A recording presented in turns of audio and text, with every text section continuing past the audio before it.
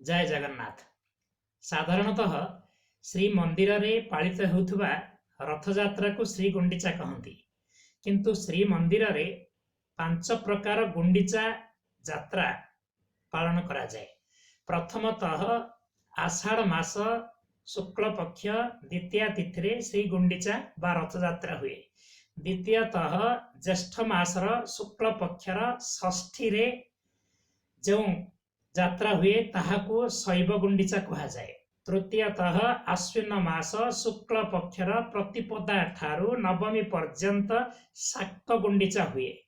चतुर्थतः माघ मासर शुक्ल पक्षर सप्तमी दिन सौर गुंडीचा हुए एवं नव कलेबर समय रे जो उत्सव हुए ताहाको गुप्त गुंडीचा कहती। एपरि भावरे श्री मंदिर रे पंच गुंडीचा पालित हुए। जय जगन्नाथ।